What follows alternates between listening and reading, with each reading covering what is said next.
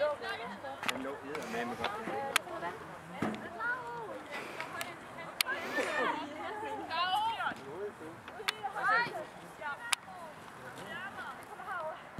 De hænger.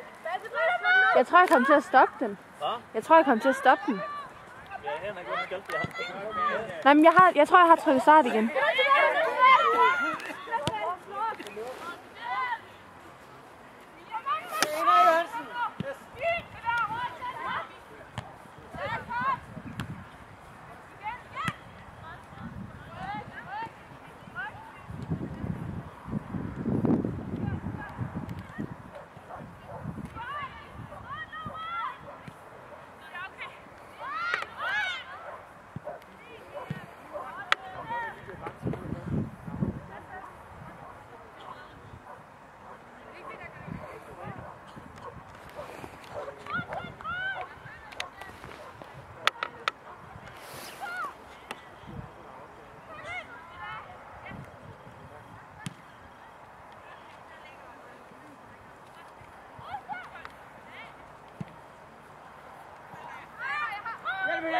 Hjælpe!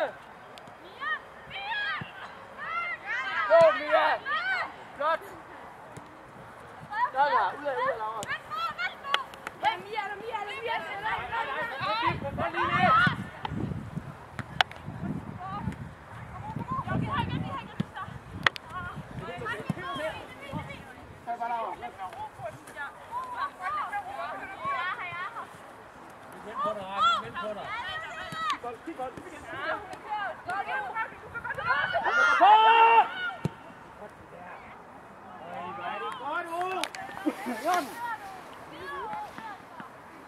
Godt, vi er med ind i feltet bagefter mig. Det er godt.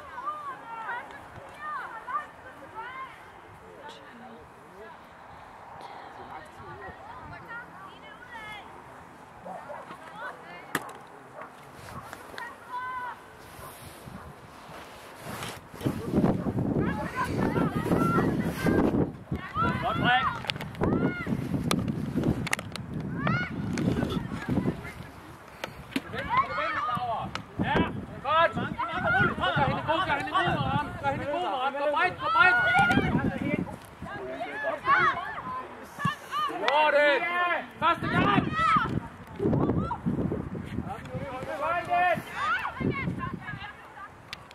Den bedste plads, Oliva.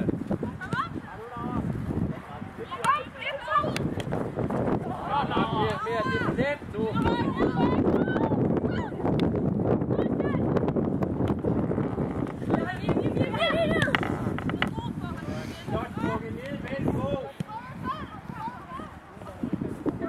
Så har han snakket den her. Skal styr på 6 nu. Mark ligger med 2 her med arm. Der her, hvor du lige der.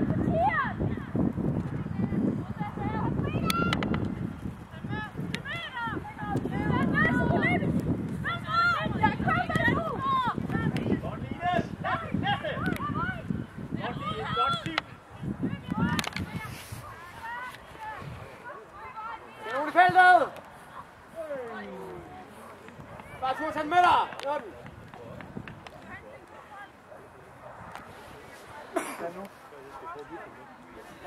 Michael! Ja, det er. Den går lidt længere frem. Nå, der var udskift nu her. Lidt længere frem. Fri af det.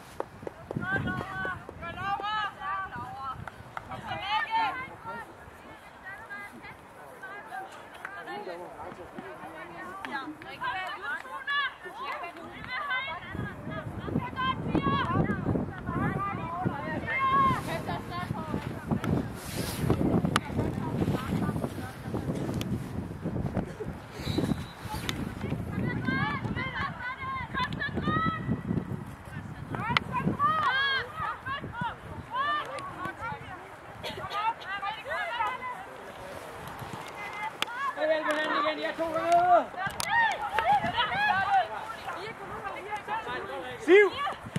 Tempo på! Tempo på!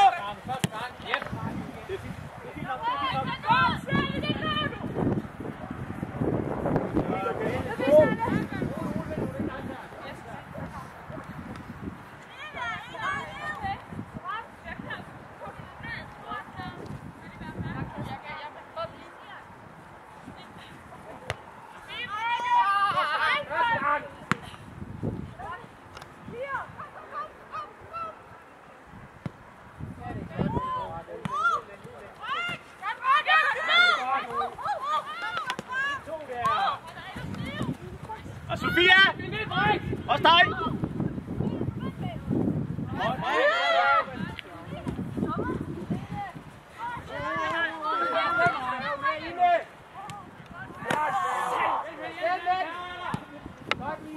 Tag til dig!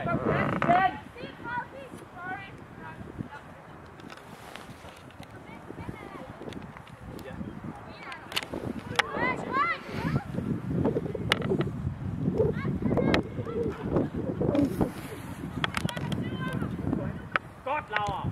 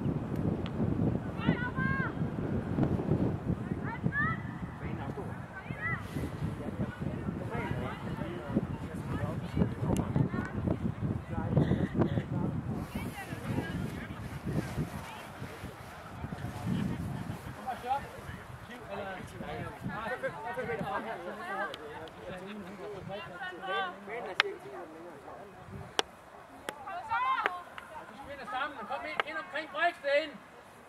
Indret. Ja, længere indret. Næste! Godt der!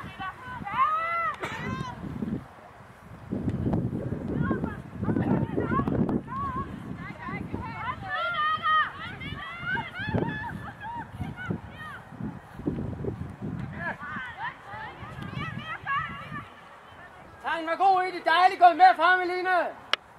Godt stykke ind, Jørgensen.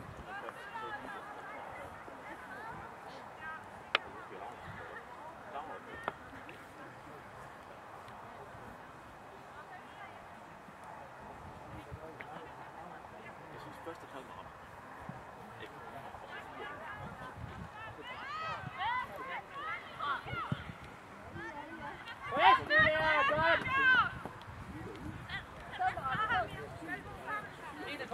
Kommer ned, Frida. Nu skal vi hjælpe ham. Have det bold. godt! Ja. Kom igen!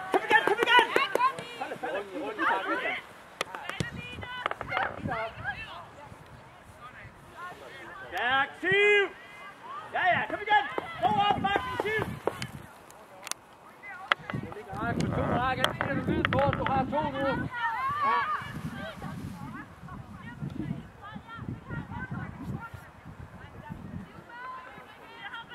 Sofia, kom!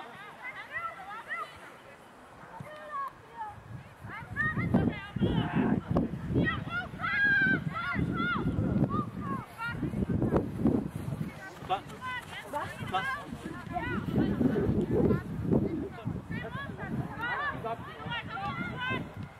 Kom ind den! Kom!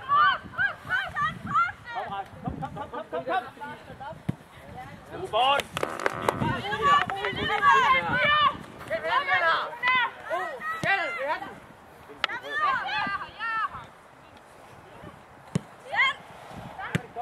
Vi skal tæt. Rikke er afsted. Kom benene. Godt, Rikke. Kom herop, Siv. Hjælp lidt. Kom med hjem, Rikke. Vi vil gerne skifte næste gang. Rikke. Kom afsted.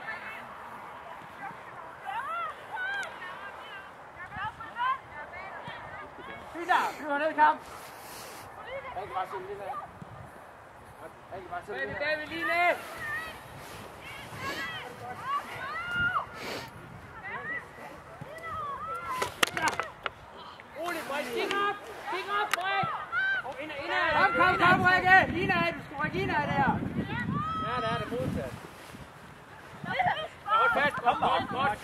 Frida. I er på plads. I er på plads. Ja, det er fint. Kom. Markel. Markel. Op på højre kant.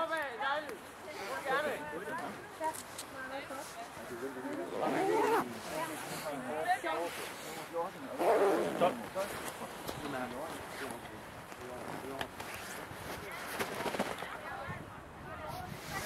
Bare for tuden fortsæt, vi ved det indad.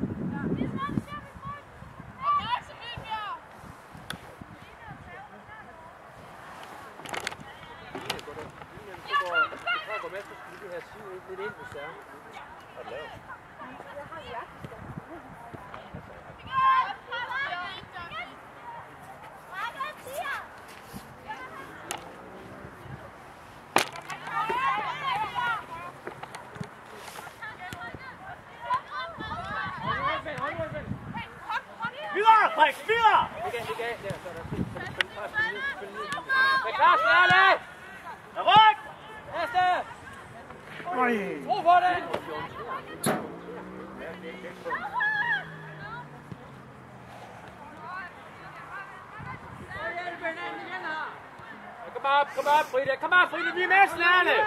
Rakel. Fald her, Sofia. Fald. Ja, stadigvæk.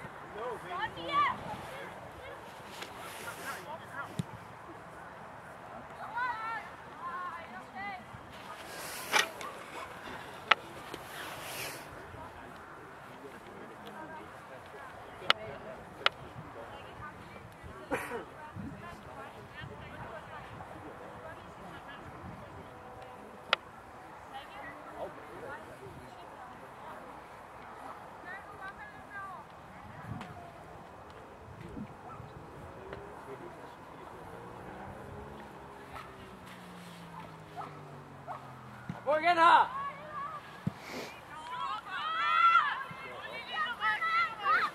Hjælpe!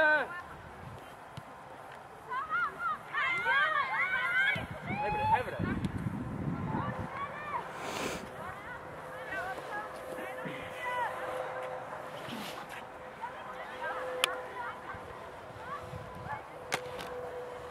John!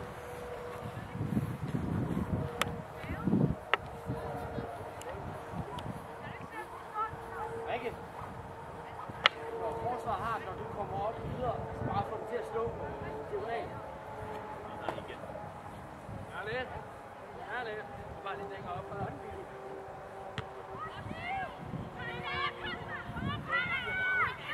Vi vil det! Sådan! Ja, nu! Ja!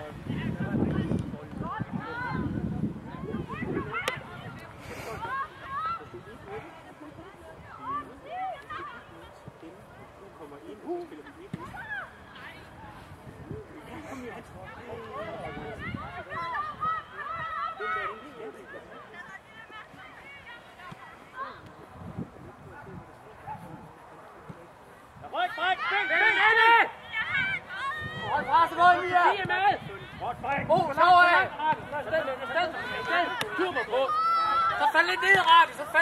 Du går offside. 2 point, Frida. Kom igen! Bliver, Sofia. I skal samle op. Kig! Første gang, Line. Første gang. Kom igen. Det er stort. Videre! Kom, gør det. Hvor kaster? Kom, kom nu, piger! Ikke slidt. Godt der.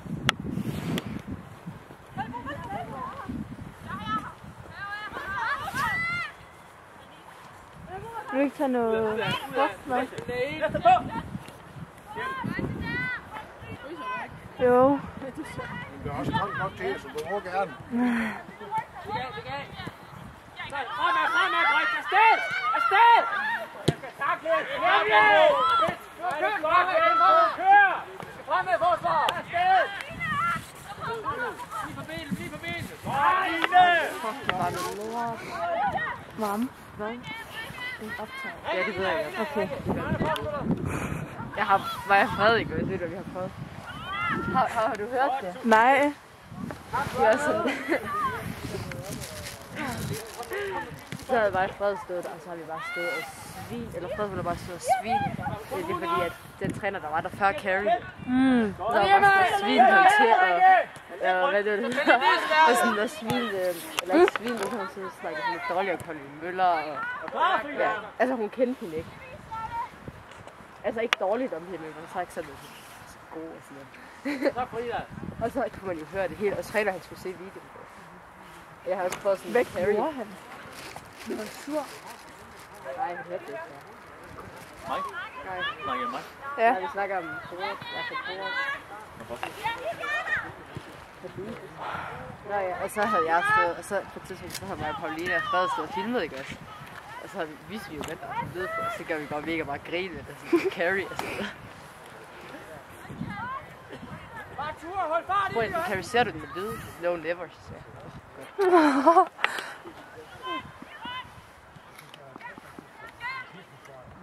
Jeg ved. Det var så dårligt. Første halvleg, så tænkte jeg, okay, det var fint. Anden halvleg. Eller slutningen af første halvleg, jeg kunne slet ikke. Men jeg hænger i hjernen. Okay, jeg kan godt byde det her i mig, det går han fint. Men han lige så er det bare som om. Så er det bare slut. Godt, Laura! De tænker, er det for meget at bede om, hvis du vil komme med nogle lameletter? Er det for meget? Ej, jeg synes ikke sådan. Videre rundt! Jeg er så bange for at falde ned. Kig dernede, venstre. Det er for mig at bede om, så fortæl hvorfor du har været forkølet 3 år i træk.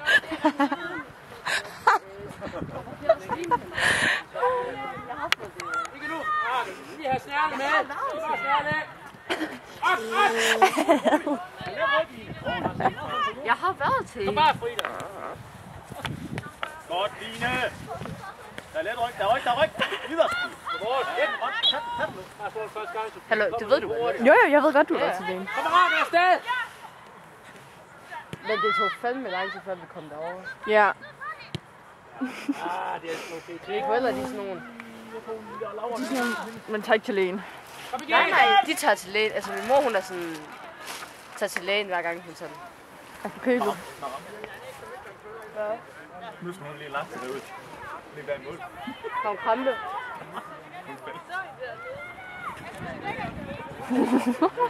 Hallo, jeg troede godt, at man må kaste indkast derfra. Jeg troede altså godt, at jeg må kaste det indkast. Mange, skal vi ikke sige, når den står på 19, så bytter vi. Sådan jeg skal altså ikke. Jeg skal altså heller ikke filme. Jeg har filmet i snart et halvt time. Det er den, der filmede de sidste sæson, vi har så på bænken. Stærk, Rakke! Ej, hvor er det stærkt, mand! Kom igen, Rakke! Skru i over det! 7!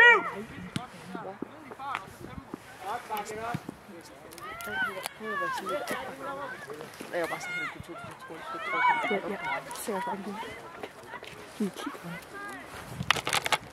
Så sagde jeg sådan til mig. Snakke, Sofie, snakke. Ja, ja.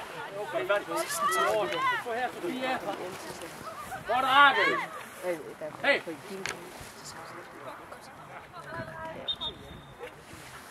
Rik, Olivia, hvordan går det med... Hvad?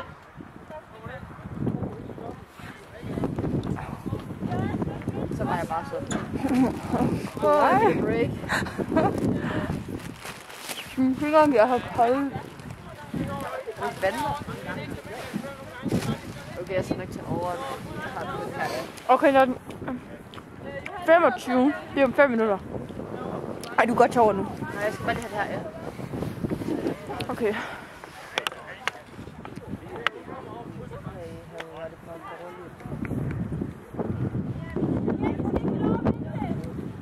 Jeg ryster helt, fordi jeg fryser så meget. Og jeg har sådan Olivias kæmpe jakke på. Har du ikke mere indenunder? Jo, jeg har så også en anden stor jakke på. Jeg har faktisk sådan 2. Kan du igen? Hvorfor træner vi altid på det her? Ja. Men der hun også var fucking god. Hvad siger du? Men der hun også var fucking god. Ja, Olivia. Ja. Er det din veninde? Har du din veninde derfra? Jo. Hvad var det? Jo. Altså, der er mange af dem, de er også... Hvad var det, der de bor? Er der ikke nogen sover noget? Nej. Er det ikke herfra? Fire venstre! Hun står faktisk derovre. Laura! Hun bor her med mor.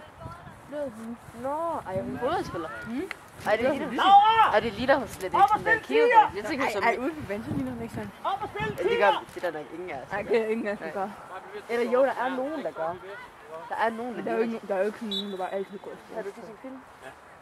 Fuld hammer derinde, Laura! Nej. Men hun er så mega sød, jeg tror, det er din kusine. Nej, det er det ikke. Men alle er jo søde. Og jeg kan mere lide hendes stil og hendes hår og sådan noget. Det er også godt. She looks cute as fuck. Cute as fuck. Kom her lige ned i underpres, du er klar her. Ej, jo, jeg kender de fleste af dem. Men jeg tror også, fordi næsten alle er sådan, eller der er mange, der er på, eller så har de sådan været rigtigt. Ja, snart i din. Åh, hvor har jeg? Kom her, Laura! I starten var jeg mega god til at filme, der zoomede jeg sådan ind og sådan noget. Nu er det bare lort. Hvis de scorer, så får jeg det sikkert ikke engang med. Nej. Det er også der, jeg skal filme, jeg fik ikke noget. Kom så, nu kan du altså godt. Nej, hallo, jeg skal det her. Jeg har ikke behov for det.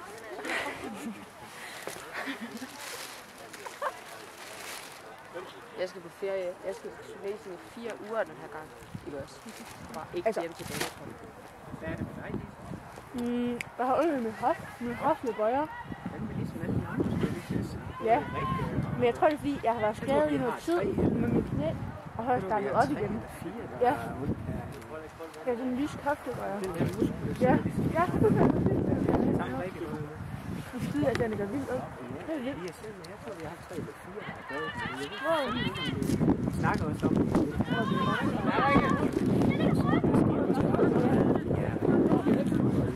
Ja, det er rigtigt. Det gør jeg. Det gør jeg jo. Ja, okay. Kom ned. Gå nu væk, Disse. Jeg er tilbage. Jeg skal spille en kalder i dag, men det kan jeg ikke holde til, så jeg skal. Så det tror jeg faktisk ikke. Der er på presset, der er ro! Giv mig noget frugt. Hvad? Giv mig noget frugt. total vurdering af i morgen. Ja, præcis. Jeg skal lige se, om det bliver bedre. Disse, giv mig lige noget frugt. Skal jeg fodre dig? Du kan heller give mig noget i hånden. Har I gjort med det længe? Godt, Sofie! Hold da op. Det er kommet sådan her i ugen, nej. Jeg havde pause i tiden med min knæ og sådan noget. Kom, Brix, ikke imellem jer! Mærkeligt. Ja, det er jo noget, der findes. Ja. Ej. Brug farten. Can I get some fruit? Ja. Nej, jeg vil gerne spille fuld. Hej, hallo. Vi løber der lige.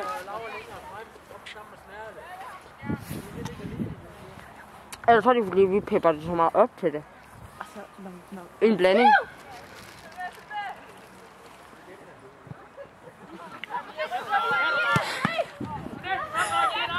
Jeg er ikke færdig.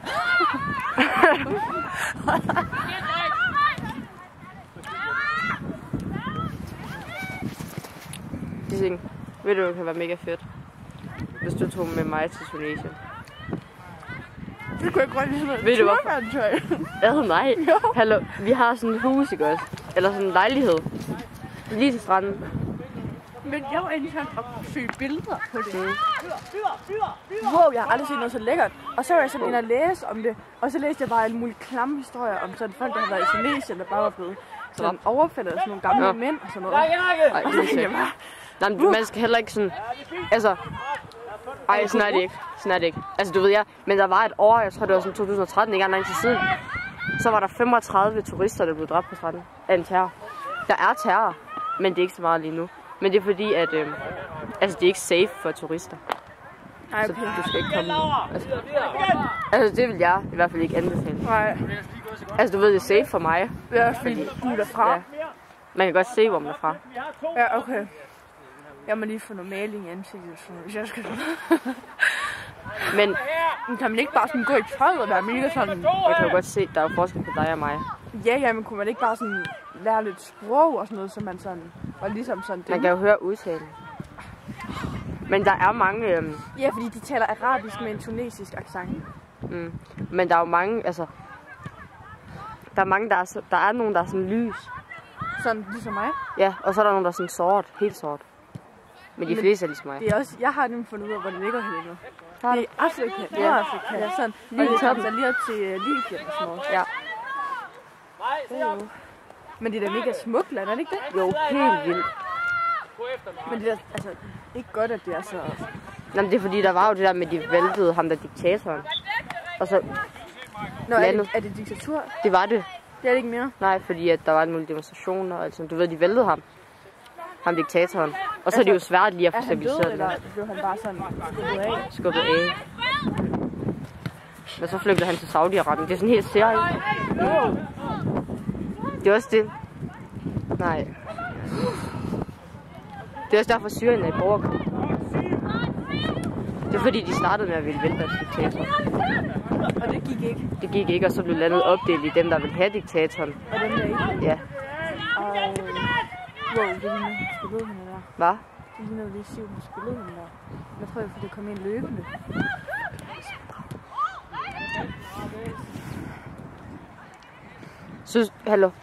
Synes du, jeg skulle tage sådan noget... Nu var jeg jo til det der i går, ikke også? Social. Jeg er ikke så til social. Og så er der også noget i dag, som der er en fra min klasse, der holder. Det er bare sådan noget middag for sådan 5 af pigerne. Synes du, jeg skulle tage med til det? Vel? You know how much I hate being social. Vi er hjemme til badehotellet. Ja, jeg er i gang med 3 serier. Badehotellet Skam, og jeg skal i gang med en, der hedder The Good Wife. Skam, er det ikke sygt kedeligt? Lige nu er det faktisk blevet godt, men det var lidt. Jeg elsker, at mine venner er ligesom mig. Jeg elsker, at mine venner... Du er også ligesom... Du kan godt bare lige have en veninde, der var sammen med, eller 2 sådan nok. Sådan er jeg også. Altså, så mange mennesker på én gang. Og jeg kan også bare godt lide sådan os, vi bare sådan ude på jorden. Ikke så meget op at køre. Ja. Det var også lidt sådan på skolen, dig og Annie, som vi bare havde det. Så det er nok også derfor, der var mange, der havde os. Wow. Det var godt lavet. Med ud op! Frik, hun er udvendig! Godt løb, Johansen! Det var god nok. Emma, hun er så godt lide. Ja, hun er så dygtig. Ja, hun er så god. Kom så, Emma. Højre side! Højre kant med! Godt, Emma. Har du gjort sig? Kom nu op, Siv! Kom nu op! Ej, jeg sejler, jeg gør. Jeg havde slet ikke noget med det. Jeg havde slet ikke noget. Nej, nu kan så komme med det til at kigge. Nej, jeg kan det ikke. Jeg får det sjovt. Det er nederen det med din hoft. Ja. Første gang! Og ikke engang fordi det er bare når de skal gøre så ondt. Jeg tror faktisk, jeg har prøvet det før. Jeg tror, jeg har haft ondt i hoften. Ja. Det er sådan, det gør ondt. Og, altså, hvis man har ondt, så er den øm. Ikke også? Ja. Er det sådan, det er? Jo, det er, sådan, at det er virkelig sådan smerte. Min, der var sådan meget øm, så bare at gå, Ja. så gjorde det ondt. Jeg har prøvet det før. Det er jo bare mega musik. Kom bagved dig! Jeg kommer til samling. Lige ved! Hvad så? Kan du så godt ryge af? Nej, overhovedet ikke. Hvad så? Men det er jo bare træt. Kigger! Kom nu videre! Jeg er lidt glad for, at jeg ikke skulle i skole, men... Nå ja. Wow, det er det fedeste. Og hvorfor er det så meget bedre? Mere, Rikke! I fødder! Læg af! Ja, fint, Jens, kom ind igen! Line! Kæmpe dig, Line!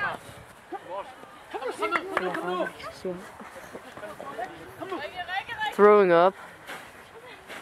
Snærlig fødder!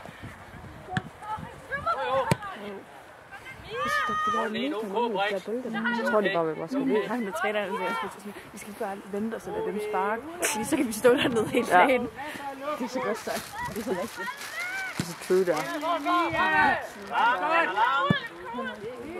Men er Vilbjerg nogle af de bedste? Ja, jeg synes klart, det er det bedste hold. Nå, men altså sådan i tabellen også? Ja. Det kan man godt se. De er virkelig dygtige. Altså, det er sådan gode. Så er det faktisk ikke for noget. Det er flot, altså der ikke står flere med lige nu. Vi havde godt nok også lige nogle i første halvleg. Ja, Emma hun havde sådan mega mange. Hun havde mange. Kom nogle gode chancer. Er Frida kommet ud? Er det hele, du til at filme? Okay. Ja. Frida, er du klar til at filme om 5 minutter? Okay. Hvad? Er du klar til at filme om 5 minutter? Hvad? Vil du gerne filme? Fordi det er vigtigt, eller hvad? Om 5 minutter. Nå, er vi færdige om 5 minutter? Ja, så er der 2 minutter igen. Nå, Frida! De sing. Hører I sådan en film eller sådan noget, der slår man med lyden fra. Når den der filmer er for dum at høre på, ja. Ja, okay, godt. Det er i orden. Okay, Trine. Det er faktisk nogle gode æbler, hva'? Hvad er de mega gode? Det er 8 æbler for en 10. Ej, jeg synes, de er lidt for mailere. Men er det Pink Lady? Nej. Okay. De skulle da få mailere til at have Pink Lady. Jamen, Pink Lady er mega Utaknemmelighed. dårlig. Ej, jeg synes, de er gode, disse. Nej, jeg hader Pink Lady. Fordi man kan bare sådan smage, hvor sprøjtet de er. Hvad? Hvor sprøjtet? Ja. Ej, Men man smager, de er mega kunstige. Er det ikke rigtigt? det synes jeg ikke. Men det kan jo godt være, at man kan det. Men vi køber den heller aldrig, det kan godt være der. Logiske æbler, det er meget bra. Altså, du kan virkelig smage det. Er de mor også all about that økologi? Ej, det er så slemt. Men jo, kunne du godt forestille dig det sådan rigtigt? Jo, men sådan er min mor. Jo, det er hun faktisk. Så i dag så Men skulle du jeg ved, det er ikke have pasta. sådan overdrevet. Så de der pasta, de var bare grove. Jeg synes, det blev som om jeg tykkede i sådan noget brød. Grov pasta. Det var sådan en utrolig grov pasta. Ja.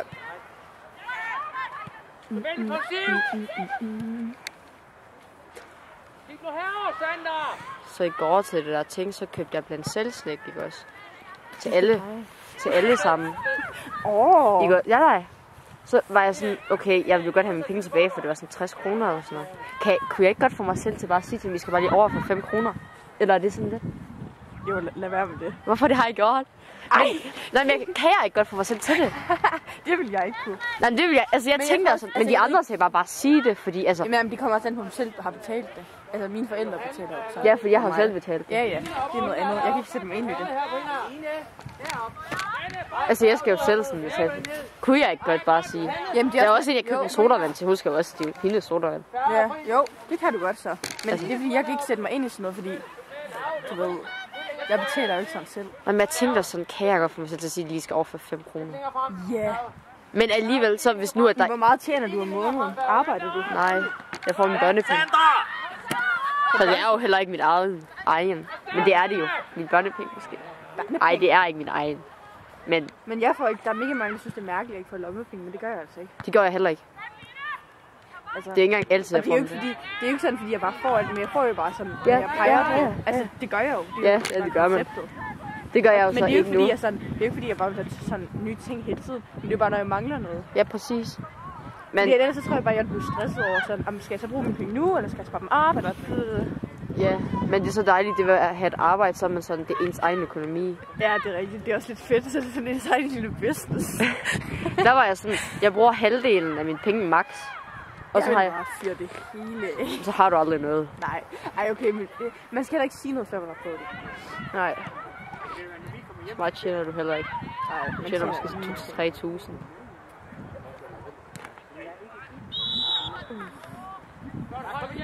Jeg tror ikke engang Fred, hun arbejder så meget, hun har tjent sådan 6 eller sådan 5. What the fuck? Hvorfor gider hun så arbejde?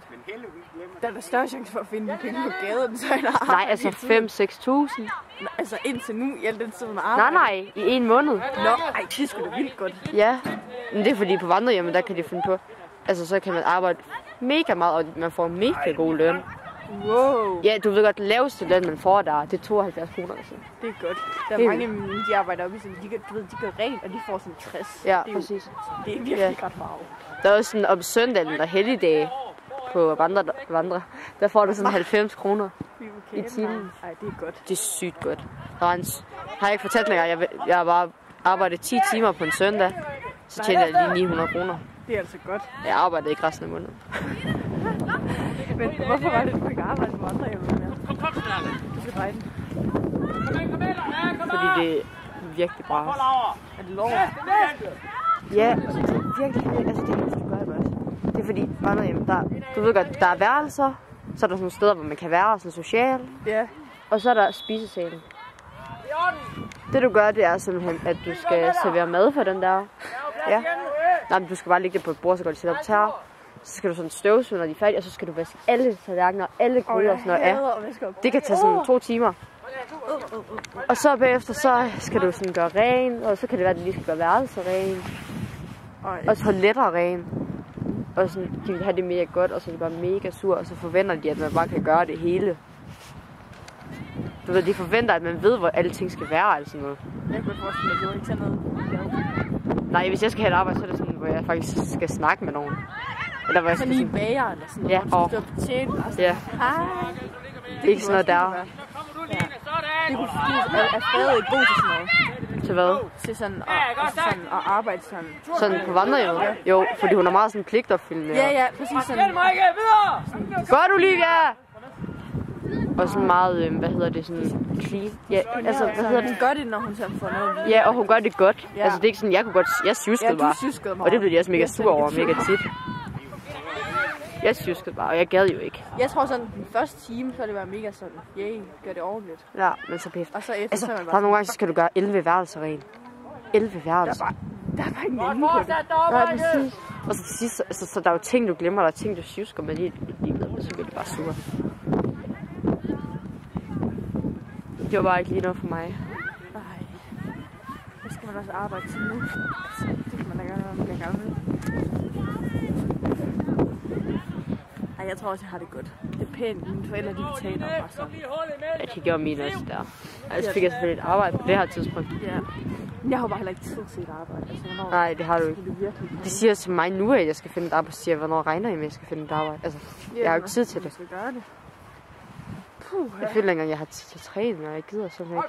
Min bror, han har sådan et nattearbejde. Ja. Oppe i Pandrup. Ej, hvordan kan han det? Ej, det var Var det ikke hende? Jo. Hvad var det gerne med det, der gjorde? Var det skub i ryggen? Ja, det tror jeg. Ja. Tror du, hun havde slagt? Nej, det lignede bare en gule. Nå, han havde et nattearbejde. Ja, oppe i Pandrup, oppe på sådan en fabrik, hvor de så kører de sådan brød rundt på sådan nogle paller. Han siger det sådan, altså det er sådan sjovt nok. Og så får de sådan 200 i timen. What? Det er vildt godt. Men altså, det er jo også vildt kavt. Man skal jo planlægge mega meget sådan i forhold til, når man lige kan gøre det. Ja. Altså arbejde om natten. Det er jo sådan lidt. Jeg stopper lige og læner mig op i den her.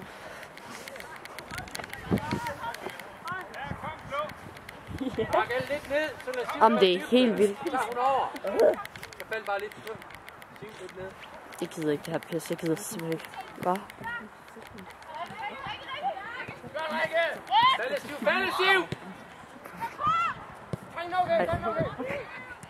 Var det der var Sandra og hende? Ja.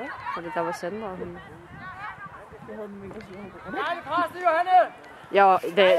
Jeg var inde på banen, så jeg var bare sådan lidt, at det her seriøst. Det kunne jeg ikke over. virkelig sådan, mener i det her. Laura, hun har også spillet godt.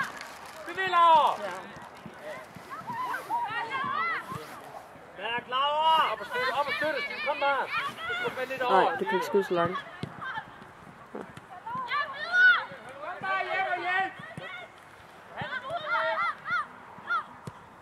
Hvad laver hun? Det kunne jeg også godt selv finde på, så dårligt jeg har spillet det. Ej, intet. Og jeg kan simpelthen ikke stå op mere, Dissing. Har du også mega ondt i fødderne? Jo, men jeg overlever ligesom Melle. Nu må du lige... Ved du hvad, jeg skal nok tage over. Jeg tager over. Ej, vil du det, skat? Ja. Vil du lige tage børnene fra mig i dag, hva'? Eller nu bare ned og æd dine æbler. Jeg har ikke ondt i fødderne. Jeg synes også ikke, æblerne er gode til mig.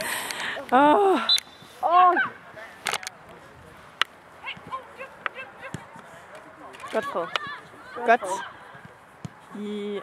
Godt ret. Nej.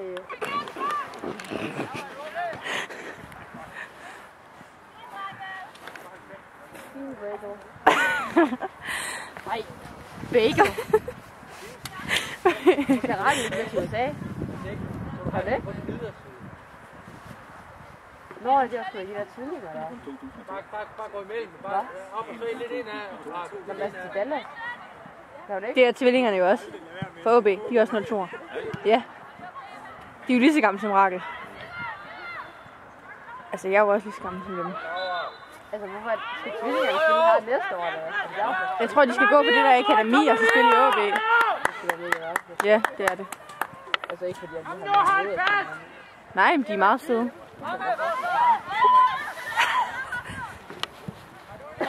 Fight!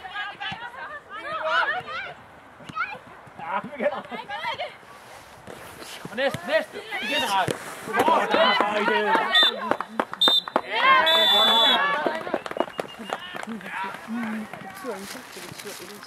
Nu trykker vi lige stop på den her.